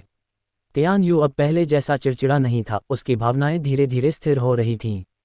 वह लिन फैन के कहे आखिरी वाक्य को दोहराता रहा, न विनाश, न निर्माण, तोड़कर फिर नया निर्माण, न विनाश, न निर्माण, तोड़कर फिर नया निर्माण। इस समय तियान यू ने लिन फैन को लालसा से देखा, क्या मेरा आधार भी उसकी तरह ठीक हो सकता है? लिन फैन मंद मंद मुस्कुराया, उसकी निगाह शून्य लोक पर टिकी थी, मानो भ्रम की परतों को देख रहा हो। पीठ के पीछे हाथ जोड़े, उसकी आवाज में कोई संदेह नहीं था। इस वरिष्ठ के सामने असंभव जैसी कोई चीज नहीं है। तियान यू के हाव भाव धीरे धीरे बदले, कृपया मेरी मदद करें वरिष्ठ। लिन फैन मंद मंद मुस्कुराया, फिर जोर से हंसा और एक महान नश्वर गोली उछाल दी। ये औषधीय गोली मेरा तुम्हें उपहार है, तुम्हारा आत्मविश्वास बहाल करने के लिए। याद रखना, मैं लिन फैन हूँ, नामहीन शिखर के संत दानव संप्रदाय का संप्रदाय गुरु। इसे लेने के बाद तय करना कि मुझे ढूंढने आना है या नहीं। वह रहस्यमय ढंग से आया और शालीनता से चला गया। अपनी आस्तीन फड़फड़ाने और पीछे कोई बादल न छोड़ने के उसके हाव भाव ने तियान यू को गहराई से प्रभावित किया और धीरे धीरे उसके हृदय में अंकुरित होने के लिए एक बीज बो दिया। तियान यू ने अपने हाथ में रखी औषधि की गोली को देखा, उसे कसकर पकड़े हुए, उसकी आंखें दृढ़ संकल्प से भरी थीं। न विनाश, न निर्माण, तोड़ना और फिर नया निर्माण। मैं निश्चित रूप से शिखर पर लौटूंगा और एक बार फिर शिखर के मार्ग पर लड़ूंगा। नामहीन शिखर, संत दानव संप्रदाय। वापस जाते समय लिन फैन उदासीनता से मुस्कुराया। दिखावे का ये कृत्य एकदम सही। दुनिया विशाल थी और सूरज और चांद बारी बारी से बदलते रहते थे। समुद्र के सामने उस जगह जहां बसंत के फूल खिलते थे, एक भयानक घटना घटी। रात में पहाड़ की तलहटी में रहने वाले शिष्यों को ठंडी गर्जनाएं और आधी रात को धरती के हिलने की आवाजें भी सुनाई देती थीं। वे सभी जानते थे कि वरिष्ठ भाई तियानयू उस पर्वत शिखर पर रहते थे, लेकिन वरिष्ठ भाई तियानयू पहले ही अपंग हो चुके थे और ऐसा आघात किसी के लिए भी असहनीय था। शायद वरिष्ठ भाई तियानयू पागल हो गए थे। अल्पविराम डॉट। अगले दिन सुबह सुबह। कनिष्ठ भाई, आप खुद को क्यों नुकसान पहुंचा रहे हैं? जोंग हेनतियान तियानयू को जाने नहीं दे पा रहा था और हर 2 दिन में उससे मिलने आता था। लेकिन जब जोंग हेनतियान आ जाया तो वह अपने सामने का दृश्य देखकर दंग रह गया। जमीन गड्ढों से भरी हुई थी, मानो उसे कोई जोरदार झटका लगा हो, और उसका छोटा भाई जमीन पर गिरा पड़ा था। उसके चेहरे पर एक मूर्खतापूर्ण मुस्कान थी, मानो वह पागल हो गया हो। तियानयू ने अपने बड़े भाई को एक भावशून्य, मूर्खतापूर्ण मुस्कान के साथ देखा। छोटा भाई, जोंग हेनतियान का दिल दुख गया। उसने अपनी मुट्ठियां भींच लीं और कसम खाई कि इस जन्म में वह अपने छोटे भाई का बदला जरूर लेगा। अल्पविराम डॉट। नामहीन शिखर पर पृथ्वी के दानव अभी भी निर्माण कार्य में कड़ी मेहनत कर रहे थे। लिन फैन और झांग एगो को रात में आराम करने के लिए जगह मिल जाने के बाद वे अगली सुबह फिर से घूमने निकल पड़े। लिन फैंग के जाते ही झांग एगो भी कुछ ही देर बाद चला गया। केवल फैंग बुजुए ही पृथ्वी के दानवों के साथ पर्वत शिखर पर अकेला रह गया था। अल्पविराम डॉट। 3 दिन बाद लिन फैन संप्रदाय में उन सभी जगहों पर गया था जहां वह जाना चाहता था, और अंततः उसने 2 सबसे स्वागतयोग्य स्थान चुने। एक बाहरी संप्रदाय शिष्य क्षेत्र था और दूसरा जियालान शिखर। लिन फैंग को जियालान शिखर पर जूनियर मार्शल भतीजियां बहुत पसंद थीं। सुगंधित महिलाओं से घिरा होने के कारण उसका दिल सुन्न हो गया था। लिन फैंग को यह बात हैरान कर रही थी। तियानयू उसे अभी तक ढूंढने क्यों नहीं आया? क्या वह खो गया होगा? लेकिन ऐसा नहीं होना चाहिए। संत दानव संप्रदाय का नामहीन शिखर अब संत संप्रदाय में बहुत प्रसिद्ध है। वह बस इधर उधर पूछकर उसे ढूंढ सकता था, या शायद बिग ब्रदर फैंग को लेने के बाद आखिरकार जमीन में छुरा घोंपने की वजह से। जब वह गया तो बिग ब्रदर फैंग छोड़ने का लिन फैंग का मुख्य उद्देश्य उसे खुद को फिर से ढूंढने में मदद करना था। उसे यह समझाना था कि कोई आदमी नपुंसक नहीं हो सकता। 5 दिन बाद पृथ्वी दानवों ने नामहीन शिखर का निर्माण पूरा कर लिया था। घरों की कतारें लगातार फैली हुई थीं, एक नज़र में ही एक शानदार नज़ारा। अब ये सब सचमुच एक संप्रदाय जैसा लग रहा था। पहले का रूप अब की तुलना में कुत्ते के पिंजरे जैसा लग रहा था। बहुत बहुत बढ़िया। लिन फैंग ने पृथ्वी दानवों के समूह को अंगूठा दिखाया। झांग एर्गो और फैंग बुजुए को लगा कि खुशी बहुत जल्दी आ गई है। वे अपने पुराने माहौल के आदी हो चुके थे, लेकिन अब नामहीन चोटी का एक बिल्कुल नया रूप था जो अन्य पर्वत चोटियों जैसा था। यही उनका असली घर था। पृथ्वी दानव नेता का मुंह अचानक मुस्कुराहट में ऊपर की ओर मुड़ गया और उसकी हरी आंखों में एक चालाक चमक चमक उठी। लिन फैंग से बातें करने के बाद उसने एक बड़ा हथौड़ा अपने कंधे पर रखा, हाथ हिलाया और पृथ्वी दानवों का एक समूह उसके पीछे पीछे चला गया। जल्दी में आना और जल्दी में चले जाना। लिन फैंग की नज़र में पृथ्वी दानवों का ये समूह सचमुच अच्छे लोग थे। अब से ये हमारा संप्रदाय होगा। लिन फैंग ने अपने सामने सब कुछ देखा और गर्व से आहें भरी। झांग एर्गो और फैंग बुजुए लिन फैंग के पीछे खड़े होकर सचमुच खुश थे। संप्रदाय आखिरकार एक संप्रदाय जैसा दिखने लगा। बधाई हो संप्रदाय गुरु। शिष्य झांग एर्गो संप्रदाय के पुनरुद्धार के लिए अपना सब कुछ समर्पित करने को तैयार हैं। एक दूसरे की ओर देखने के बाद झांग एर्गो और फैंग बुजुए दोनों ने प्रणाम किया। इस क्षण उनके हृदय में सचमुच एक अपनेपन का एहसास हुआ, एक अवर्णनीय अपनेपन का। एक विद्वान अपने विश्वासपात्र के लिए जान भी दे सकता है। संप्रदाय गुरु ने उन्हें महत्व दिया, उन पर भरोसा किया और उनका पालन पोषण किया। वे हृदयहीन लोग नहीं थे। हालांकि झांग एर्गो कपटी और चालाक था। इस दुनिया में जहां ताकतवर कमजोरों का शिकार करते हैं, वह अपनी रक्षा केवल इसी तरह कर सकता था। झांग एर्गो जानता था कि उसकी प्रतिभा कमजोर है और उसकी साधना और भी कमजोर है, लेकिन संप्रदाय गुरु ने उसकी सराहना की और वह संत दानव संप्रदाय का शिष्य और संत दानव संप्रदाय का प्रधान शिष्य बन गया। झांग एर्गो ने इस दयालुता को ध्यान में रखा। इस जीवन में वह संप्रदाय के साथ कभी विश्वासघात नहीं करेगा। वे दोनों साथ साथ समृद्ध और कष्ट सहेंगे। अब से वह स्वाभाविक रूप से संप्रदाय की रक्षा करेगा और उसके क्षेत्र का विस्तार करेगा। झांग एर्गो ऐसा ही था और फैंग बुजुए भी पूरी तरह से आश्वस्त था। हो सकता है कि उसने पहले भी मुख्य संप्रदाय में लौटने के बारे में सोचा हो, लेकिन समय बीतने के साथ वह इस जगह का आदी हो गया था। उसने अपना दिल भी यहीं छोड़ दिया था। लिन फैंग ने अपनी बाहें फैलाईं, आकाश की ओर देखा, अपनी आंखें थोड़ी बंद की। उसकी छाती धीरे धीरे ऊपर नीचे हो रही थी और उसने एक हल्की सांस ली। यही एहसास था। संत दानव पुरखे, मेरा विश्वास करो, मैं संत दानव संप्रदाय को सबसे शक्तिशाली संप्रदाय बनाने के लिए जरूर नेतृत्व करूंगा। ब्रह्मांड में अद्वितीय होने के लिए, कैंगलिंग महाद्वीप पर लौटने के लिए, हजारों वरिष्ठ और कनिष्ठ भाइयों का बदला लेने के लिए और संप्रदाय का बदला लेने के लिए। एरगो, बुजुए, अब से संत दानव संप्रदाय ही हमारा सब कुछ होगा, लिन फैन ने गंभीर भाव से कहा। हाँ, झांग एरगो और फैंग बुजुए ने सिर हिलाते हुए उत्तर दिया। संप्रदाय के लिए आपके शिष्य सब कुछ त्यागने को तैयार हैं। इस क्षण वीरान माहौल छट गया। अभी का गंभीर माहौल तुरंत गायब हो गया। इस अनाम शिखर पर हर जगह साजिश का माहौल था। अब जब तियान यू आ गया था तो उसका बचना शायद नामुमकिन था। लिन फैन हल्के से मुस्कुराया, उसके चेहरे पर अपने शिष्य के लिए चिंता के भाव थे, और वह तियान यू की ओर बढ़ा। जूनियर मार्शल भतीजे, मुझे लगता है आपने सोच लिया होगा। तियान यू ने काले वस्त्र पहने हुए थे और खुद को छिपा रहे थे ताकि जाते समय कोई उन्हें देख न सके। ये तियान यू का आखिरी मौका था। वह जीवन भर के लिए अपंग नहीं रहना चाहता था, और वह किसी को यह नहीं बताना चाहता था कि वह नामहीन शिखर पर आ गया है। जोंग हेंतियन को भी नहीं पता था। इस यात्रा में तियान यू का उद्देश्य सभी को यह विश्वास दिलाना था कि वह जा चुका है। वह अपने शिखर पर लौटेगा और सभी को अपना सबसे मजबूत पक्ष दिखाएगा। मैं, तियान यू, अंततः वापस आऊंगा।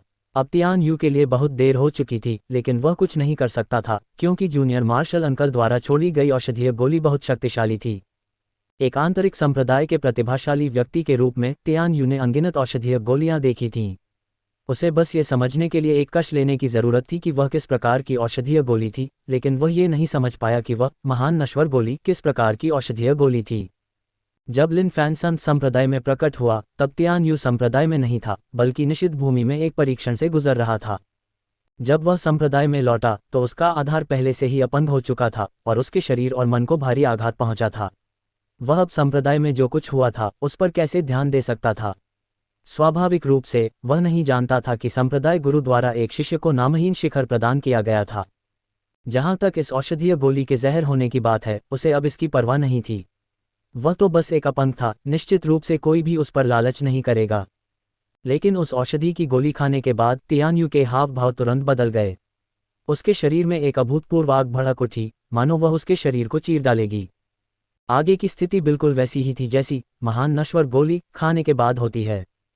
औषधि की गोली का असर खत्म होने के बाद वह जमीन पर गिर पड़ा। उसका मन बार बार पिछली घटनाओं को दोहरा रहा था। उसकी सारी चिंताएं दूर हो गई थीं। दिव्य गोली, इसे खाने के बाद तियान यू यही एकमात्र उत्तर दे सका। जूनियर मार्शल अंकल, शिष्य तियान यू ने अपना मन बना लिया है।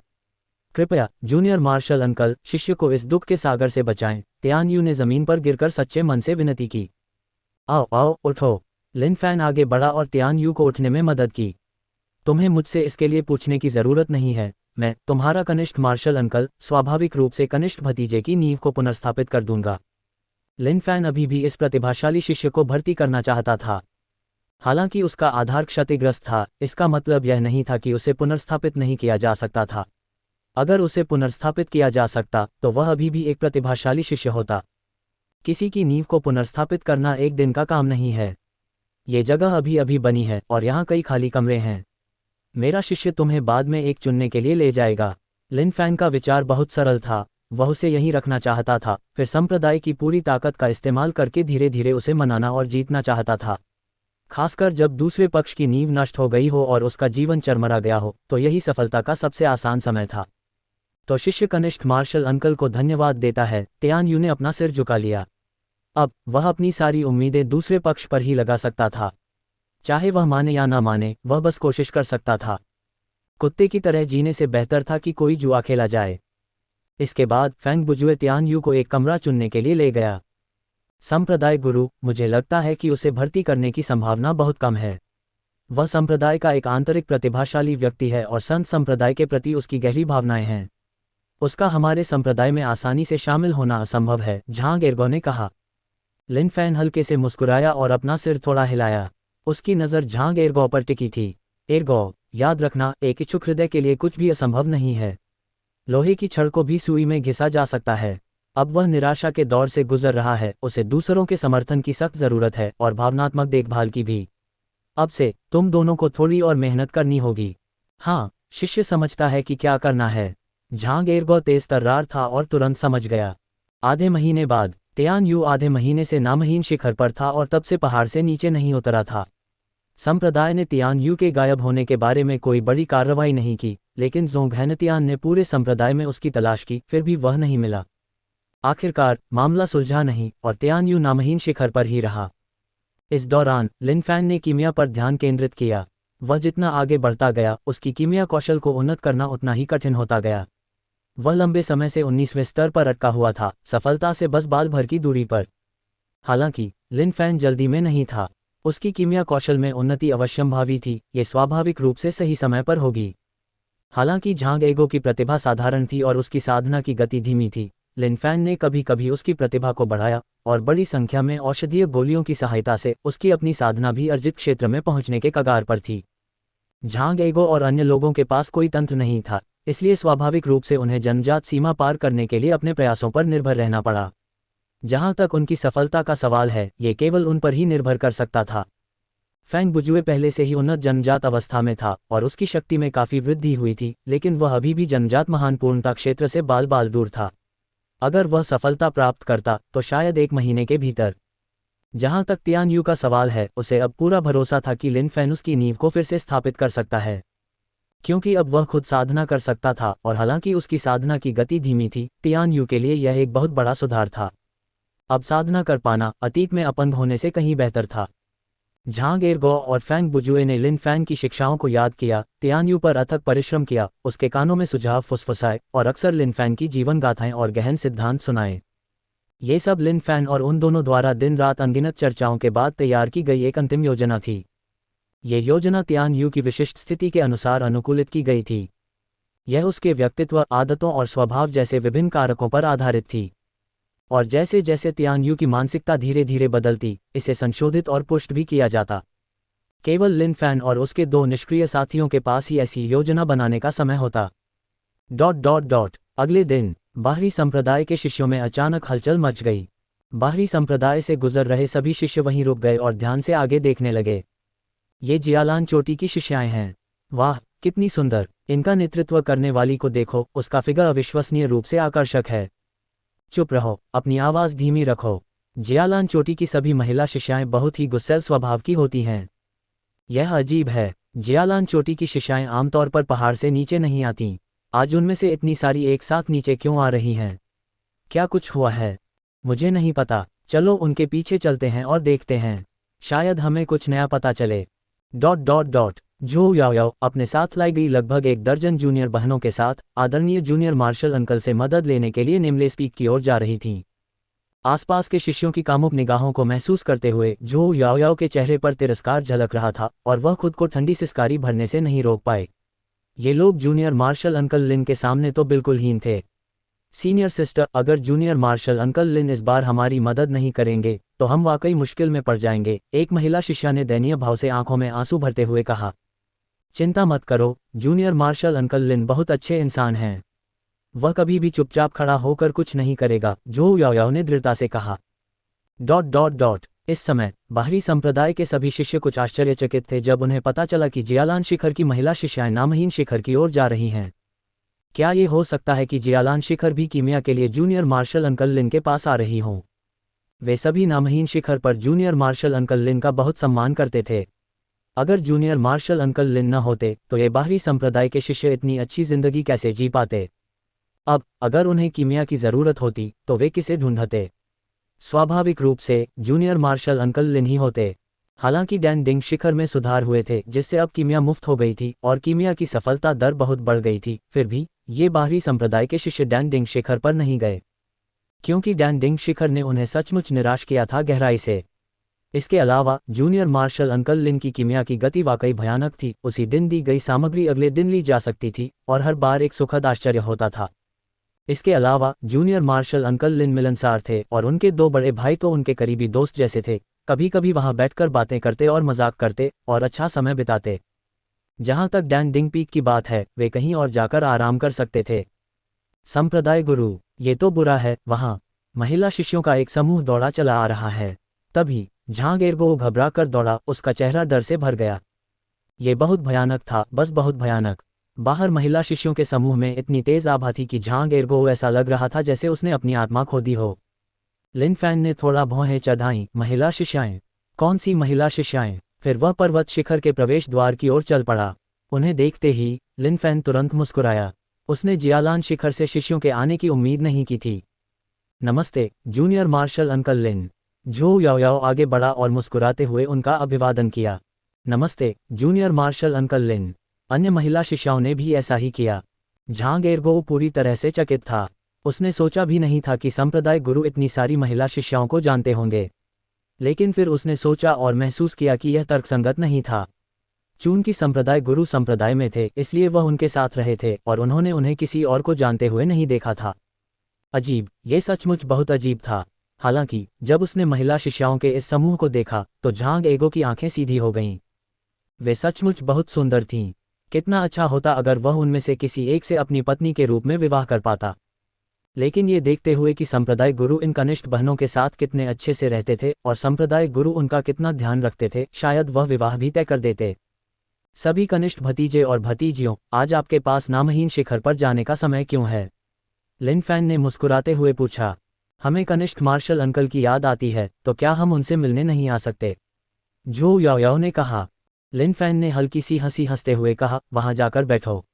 अब जब तुम आ ही गए हो तो जूनियर मार्शल अंकल तुम्हारे साथ अच्छा व्यवहार करेंगे। इस समय नामहीन चोटी पर सिर्फ 4 लोग थे। इतनी विशाल जगह के लिए ये थोड़ी वीरान लग रही थी। अब जब इतने सारे लोग आ गए थे तो वहां काफी चहल पहल थी। झू याओ जानता था कि नामहीन चोटी कभी जंगली घासों से भरी और वीरान थी। इतने कम समय में इसका इस तरह रूपांतरित होना संप्रदाय के मजबूत समर्थन का ही नतीजा रहा होगा। जूनियर मार्शल अंकल लिन ने जूनियर मार्शल अंकल लिन के रूप में अपनी प्रतिष्ठा को सचमुच निभाया। इतने कम समय में उन्होंने संप्रदाय का इतना ध्यान आकर्षित कर लिया था। वे सचमुच असाधारण थे। हालांकि समय कम था, इसलिए यहाँ रुकना नामुमकिन था। झू याओ ने मजाकिया लहजे में मुंह बनाया, जूनियर मार्शल अंकल, क्या आप हम पर एक उपकार कर सकते हैं? इस समय झू याओ ने लिन फैन की आस्तीन खींची। उसकी स्पष्ट चमकदार आंखें लिन फैन को दयनीय दृष्टि से घूर रही थीं। लिन फैन मंद मंद मुस्कुराया। उसने एक कनिष्ठ पर लाड़ प्यार करने वाले बुजुर्ग जैसा भाव बनाया। अच्छा, क्या बात है? कनिष्ठ मार्शल अंकल, क्या आप कुछ औषधीय गोलियां परिष्कृत करने में हमारी मदद कर सकते हैं? ये सभी परिष्कृत करना बहुत आसान है, लेकिन हमें थोड़ी जल्दी है। हम सारी सामग्री पहले ही ला चुके हैं। झू याओ ने कहा। कृपया हमारी मदद करें कनिष्ठ मार्शल अंकल। इस समय पीछे खड़ी महिला शिष्याओं का एक समूह लिन फैन से विनती करते हुए इकट्ठा हो गया। आज जियालान पीक पर वरिष्ठ बहन द्वारा एक परीक्षण आयोजित किया गया था और यह परीक्षण जियालान पीक के गुप्त क्षेत्र में था। हालांकि अंदर कोई खतरा नहीं था, लेकिन परिस्थितियां असाधारण रूप से कठोर थीं। उनके लिए इस गुप्त क्षेत्र में स्वाभाविक रूप से कोई डर नहीं था, जब तक कि वे कुछ आवश्यक चीजें तैयार कर लें। हालांकि पर्वत शिखर पर मच्छर भगाने वाली औषधीय गोलियां अपर्याप्त थीं, जिसके कारण कुछ शिष्यों को कोई औषधीय गोलियां नहीं मिलीं। अगर उनके पास ये औषधीय गोलियां नहीं होती तो गुप्त क्षेत्र में प्रवेश करने पर उन्हें रक्त मच्छरों के काटने का सामना करना पड़ता। अंत में निष्पक्षता के लिए वरिष्ठ बहन ने सीधे आदेश दिया कि किसी को भी गुप्त क्षेत्र में औषधीय गोलियां लाने की अनुमति नहीं है। इसलिए आखिरी समय में झू याओ ने लिन फैन के बारे में सोचा, बस यही उम्मीद करते हुए कि कनिष्ठ मार्शल अंकल लिन मदद कर सकते हैं। ... झांग एर्गो एक तरफ खड़ा हो गया, संप्रदाय प्रमुख को ईर्ष्या से देखते हुए और हल्की सी आह भरी। संप्रदाय प्रमुख का महिलाओं के साथ निश्चित रूप से अच्छा भाग्य था। कितना अच्छा होता अगर वह वहां खड़े होते। दुर्भाग्य से ये स्पष्ट रूप से असंभव था। अच्छा, मदद करो। लिन फैन के लिए कीमिया सबसे आसान चीज थी। अब जबकि जूनियर्स का ये बड़ा समूह उससे औषधीय गोलियों को परिष्कृत करने की भीख मांग रहा था, तो स्वाभाविक रूप से वह उन्हें मुंह दिखाने से इनकार नहीं कर सकता था। वह उन्हें कैसे निराश कर सकता था? जूनियर मार्शल अंकल, हमें केवल 30 औषधीय गोलियां चाहिए। वे कब तैयार होंगे? झू याओ ने जूनियर मार्शल अंकल लिन को औषधीय गोलियां सौंपने के बाद पूछा। पर्वत शिखर गुप्त क्षेत्र जल्द ही खुलने वाला था और उन्हें अभी भी जल्दी वापस लौटना था। बहुत जल्द। लिन फैन हल्के से हंसा, फिर मानो जानबूझकर इन जूनियर भतीजे और भतीजियों के सामने अपना कौशल दिखाना चाहता था। उसका दाहिना हाथ फड़फड़ाया, एक भयंकर ज्वाला भड़क उठी और लिन फैन ने जड़ी बूटियां निकालकर उसमें डाल दीं। झू याओ और बाकी लोग अब अचंभित थे। उन्हें समझ नहीं आ रहा था कि यह किस तरह की कीमिया पद्धति है। झांग एर्गो ने लिन फैन के सार को गहराई से समझा। अब जब महान संप्रदाय गुरु दूसरों के सामने कीमिया कर रहे थे और एक विचार से गोली बनती है पद्धति का उपयोग भी कर रहे थे, तो इसके स्पष्ट रूप से गहरे निहितार्थ थे। संत दानव संप्रदाय के महान शिष्य होने के नाते वह महान संप्रदाय गुरु के विचारों को कैसे नहीं जान सकते थे। खासकर जब उन्होंने देखा स्तब्ध कनिष्ठ बहनों को देखकर, झांग एर्गो पहले से ही जानता था कि उसे क्या करना है। ओह, ये तो असल में एक विचार ही गोली बनाता है। ये कीमिया विद्या का सर्वोच्च क्षेत्र है। यहाँ तक कि संत संप्रदाय के नेता और सभी महापुरुष भी इस कीमिया विद्या पर अचंभित हैं। झांग एगो ने आश्चर्य से बार बार पुकारते हुए कहा। उसकी आवाज़ इतनी तेज थी कि जियालान शिखर की महिला शिष्याएं उसे सुन सकती थीं। झांग एगो के शब्दों का वाकई गहरा असर हुआ। जियालान शिखर की महिला शिष्याओं के हाव भाव, जो पहले से ही बहुत स्तब्ध थे, और भी विस्मित हो गए। खासकर झोउ याओ, जिसने लिन फैंग को अत्यधिक प्रशंसा से देखा। उसने कनिष्ठ मार्शल अंकल लिन के इतने शक्तिशाली होने की उम्मीद नहीं की थी। हालांकि अगर आपको लगता है कि यह पर्याप्त है, तो आप सचमुच झांग एगो की युद्ध शक्ति को कम आंक रहे हैं। इस तरह की कीमिया विद्या 10,000 वर्षों में संत संप्रदाय में केवल एक बार ही प्रकट हुई है, और उस पूर्वज ने इस कीमिया पद्धति का उपयोग करके संप्रदाय को उसके शिखर पर पहुंचाया, और विभिन्न संप्रदाय औषधीय गोलियां मांगने के लिए संप्रदाय के पास आने लगे। झांग एगो ने भावुक होकर कहा, और बीच बीच में वहां उपस्थित जियालान शिखर की कनिष्ठ बहनों के भावों पर गौर किया। झांग एगो की भावभंगिमाओं को पढ़ने की क्षमता बहुत प्रबल थी। अगर हवा का रुख सही नहीं होता तो वह तुरंत अपना रुख बदल लेते थे। हालांकि वर्तमान स्थिति बहुत अच्छी थी, सब कुछ अपेक्षित लक्ष्य की ओर बढ़ रहा था। लिन फैंग कीमिया के बीच इस समय बहुत संतुष्ट था। एगो अच्छा था, इस संप्रदाय गुरु के अधीन महान शिष्य बनने के योग्य था। भविष्य में उचित साधना के साथ वह निश्चित रूप से स्वयं के लिए एक बड़ा सहायक बन जाएगा। कनिष्ठ भतीजी जो, अपनी भंडारण थैली निकालो और औषधीय गोलियां प्राप्त करने के लिए तैयार हो जाओ। ठीक इसी समय लिन फैंग की हथेली में ज्वालाएं और भी प्रचंड हो गईं। ज्वालाओं के भीतर की जड़ी बूटियां धीरे धीरे पिघलकर संघनित हो गईं। औषधीय गोलियां। हाँ, झोउ याओ दंग रह गई। उसने इस कीमिया के इतनी जल्दी होने की उम्मीद नहीं की थी। अभी तो एक अगरबत्ती का भी समय नहीं बीता था, लेकिन अब जब जूनियर मार्शल अंकल उसे आग्रह कर रहे थे, तो स्वाभाविक रूप से उसने देर करने की हिम्मत नहीं की और तुरंत अपना स्टोरेज पाउच निकाल लिया। इसे खोलो। हाँ, झोउ याओ ने संकोच करने की हिम्मत नहीं की। इसी क्षण लिन फैंग की दाहिनी हथेली थोड़ी कांपी, और आग की लपटों में तैरती औषधीय गोलियां एक एक करके स्टोरेज पाउच में उड़ गईं। 1, 2... अंततः कुल 120 औषधीय गोलियां। जूनियर मार्शल अंकल, ये बहुत ज्यादा है। सामग्री के एक सेट से 4 मिलते हैं, ये बिल्कुल सही है, लिन फैंग ने कहा। जियालान पीक की महिला शिष्याएं आश्चर्यचकित थीं, अविश्वास से भरी हुई लग रही थीं। उन्होंने हमेशा केवल एक सेट की सामग्री से एक औषधीय गोली मिली। जूनियर मार्शल अंकल लिन के साथ ऐसा कैसे हुआ कि उससे 4 गोलियां मिल गईं? जियालान पीक की महिला शिष्याओं को एक बार फिर आश्चर्य के भाव दिखाते देखकर झांग एगो ने तुरंत मौके का फायदा उठाते हुए कहा, महान संप्रदाय गुरु की कीमियागिरी की तकनीक संप्रदाय में बेजोड़ है। यहाँ तक कि दान दिंग पीक के सर्वोच्च बुजुर्ग भी हमारे संप्रदाय गुरु से कमतर होने की बात स्वीकार करते हैं। जड़ी बूटियों के एक सेट से 4 औषधीय गोलियां मिलना तो आम बात है। तुरंत मौके का फायदा उठाते हुए बोले, महान संप्रदाय गुरु की कीमियागिरी की तकनीक संप्रदाय में बेजोड़ है। यहाँ तक कि दान दिंग शिखर के सर्वोच्च बुजुर्ग भी हमारे संप्रदाय गुरु से कमतर होने की बात स्वीकार करते हैं। जड़ी बूटियों के एक सेट से 4 औषधीय गोलियां मिलना तो आम बात है। झांग एगो एक दुभाषिया की तरह थे। लिन फैंग को कुछ कहने की जरूरत ही नहीं पड़ी, झांग एगो ने सब कुछ समझा दिया। दरअसल जियालान शिखर की महिला शिष्याओं की लिन फैंग की ओर देखने की नज़र अब प्रशंसा नहीं, बल्कि उन्माद के रूप में वर्णित की जा सकती थी। यह उन्माद किसी हस्ती की कट्टर पूजा जैसा था। लिन फैंग हल्के से मुस्कुराए और अपनी आस्तीन लहराते हुए बोले, ठीक है, चूंकि तुम जल्दी में हो, जल्दी से वापस जाओ। ये औषधीय गोली वाला मामला मामूली है, इसे ध्यान में रखने की जरूरत नहीं है। जियालान चोटी की सुंदर और आकर्षक महिला शिष्या के जाने के बाद झांग एगो लिन फैंग के पास आया। उसके हाथ थोड़े से जुड़े हुए थे और वह थोड़ा घबराया हुआ लग रहा था। संप्रदाय गुरु, आप इस शिष्या के बारे में क्या सोचते हैं? झांग एगो ने एक कामुक मुस्कान के साथ पूछा। बुरा नहीं है, क्या हुआ? लिन फैंग ने उसकी तरफ देखा और पूछा। अच्छा, वह इस शिष्या के जीवन की सबसे बड़ी घटना। झांग एगो को बोलने में सचमुच थोड़ी शर्म आ रही थी। इसे यूं ही जोर से कहना कितना सीधा और शर्मनाक होगा। लिन फैंग ने असहाय भाव से झांग एगो को देखा। इस क्षण उसे आखिरकार समझ आ गया कि झांग एगो अपने से ऊंचे दर्जे की लड़की से शादी करने का सपना देख रहा था। लिन फैंग ने कुछ असहाय सा महसूस करते हुए आह भरी, एगो, तुम ही वो शिष्य हो जिसे ये संप्रदाय गुरु सबसे ज्यादा महत्व देता है, और भविष्य में तुम इस संप्रदाय के 7वें संप्रदाय गुरु बनोगे। इस संप्रदाय गुरु को तुमसे बहुत उम्मीदें हैं, इस संप्रदाय गुरु को निराश मत करना। झांग एगो शुरू में बस यही चाहता था कि संप्रदाय गुरु उसका परिचय करवाएं, और अगर वह भाग्यशाली रहा तो शायद उसके जीवन की सबसे बड़ी घटना भी सुलझ जाए। हालांकि उसे उम्मीद नहीं थी कि संप्रदाय गुरु उससे ऐसे शब्द कहेंगे, जिससे झांग एगो को बहुत आश्चर्य हुआ। हाँ, संप्रदाय गुरु, निश्चिंत रहो, एगो संप्रदाय गुरु को निराश नहीं करेगा। झांग एर्गो के चेहरे पर अचानक गंभीर भाव आ गए। वह संप्रदाय गुरु के शब्दों से स्तब्ध रह गया था। वह शिष्य जिसे संप्रदाय गुरु सबसे ज्यादा महत्व देते थे, संत दानव संप्रदाय के 7वें संप्रदाय गुरु, इन शब्दों ने झांग एर्गो को महसूस कराया कि उसका बोझ और भारी हो गया है। उसने उम्मीद नहीं की थी कि संप्रदाय गुरु उसे इतना महत्व देंगे। चाहे कुछ भी हो, वह संप्रदाय प्रमुख को निराश नहीं कर सकता था। हाँ, जाओ, लिन फैन ने हाथ हिलाया और घर में चला गया। झांग एर्गो ने संप्रदाय प्रमुख की पीठ की ओर देखा और जोर से सिर हिलाया। उसके मन में अभी अभी जो प्रेम की भावनाएं उभरी थीं, वे तुरंत दूर हो गईं। संप्रदाय प्रमुख के उच्च सम्मान के सामने प्रेम की भावनाएं क्या थीं?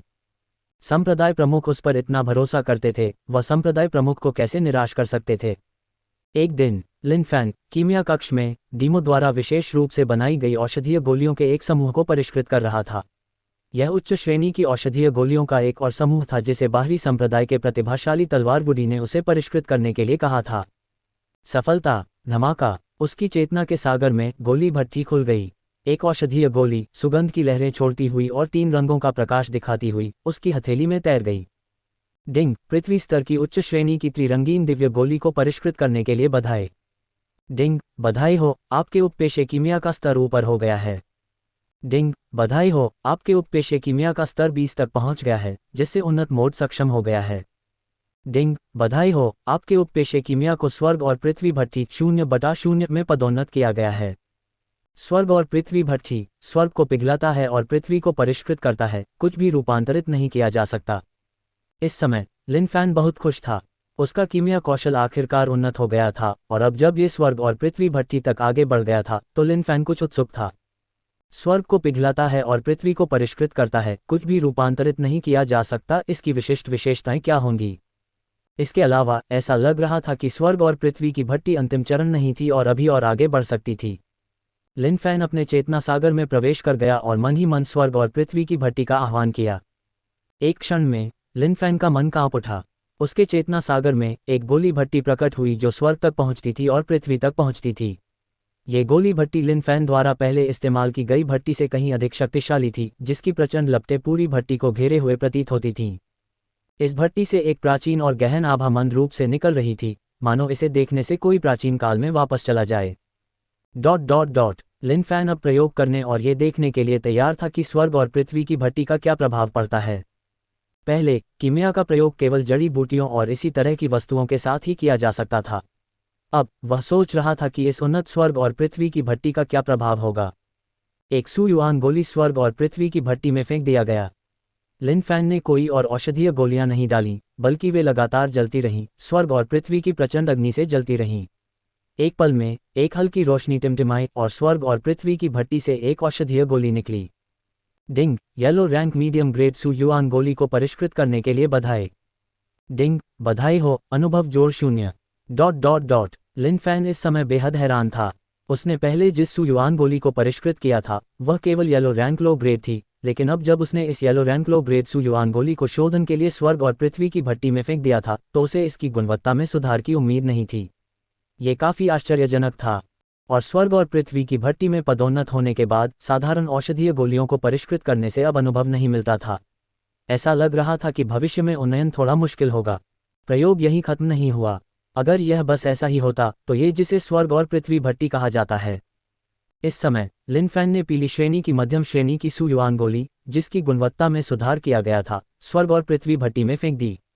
फिर उसने एक गहन श्रेणी की मध्यम श्रेणी की लंबी तलवार, बैंगनी फ्रॉस्ट तलवार निकाली, जो उसे कांगलिंग महाद्वीप में निशांग मंत्यान को लूटने के दौरान मिली थी। लिन फैन ने इस तलवार का कभी इस्तेमाल नहीं किया था। अब जब वह डोंगलिन महाद्वीप में था तो इसका कोई उपयोग नहीं था, इसलिए वह देखना चाहता था कि क्या ये तलवार और सुयुआन गोली कोई प्रभाव डाल सकती है। शोधन। इस समय स्वर्ग और पृथ्वी भट्टी की आग प्रचंड थी। लिन फैन ने बैंगनी फ्रॉस्ट तलवार को स्वर्ग और पृथ्वी भट्टी के भीतर तरल की एक धारा में तुरंत पिघलते और सुयुआन गोली के साथ मिलते हुए भी देखा। लिन फैन बहुत उत्सुक था। उसे नहीं पता था कि यह किस तरह की औषधीय गोली को परिष्कृत करेगी।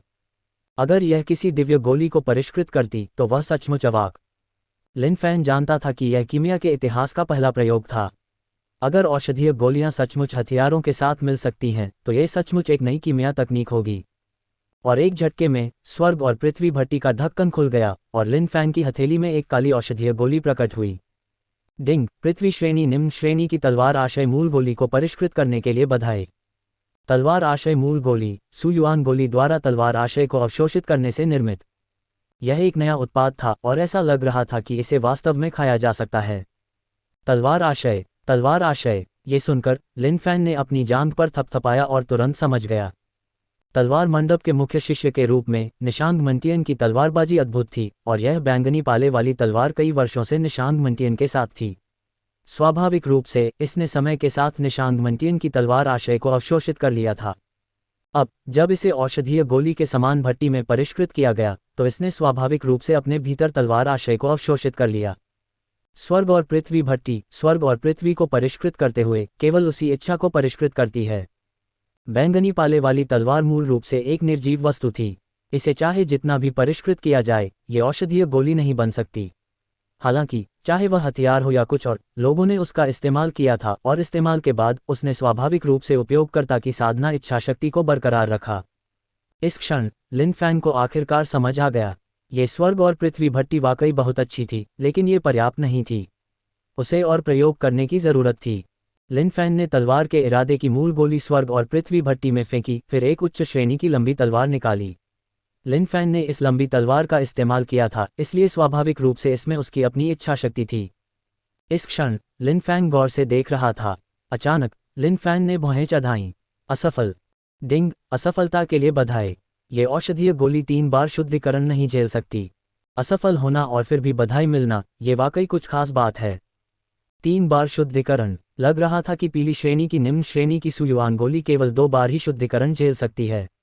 उसने सोचा कि क्या थोड़ी ऊंची श्रेणी की औषधीय गोलियां और अधिक शुद्धिकरण झेल पाएंगी। हालांकि प्रयोग के अंत तक लिन फैन पूरी तरह से मुक्त हो चुका था। शुद्धिकरण की संख्या औषधीय गोली के उच्च श्रेणी होने से निर्धारित नहीं होती थी। इसके बजाय सुयुआन गोली जैसी अन्य औषधीय गोलियों को अधिकतम 2 बार ही शुद्ध किया जा सकता था। एक बार और शुद्धिकरण करने पर भी असफलता ही हाथ लगती। उसे आश्चर्य हुआ कि क्या उसने कोई नया नियम नहीं खोज लिया है, या फिर बस यही है। ऐसा लग रहा था कि उसे भविष्य में और भी खोज करनी होगी।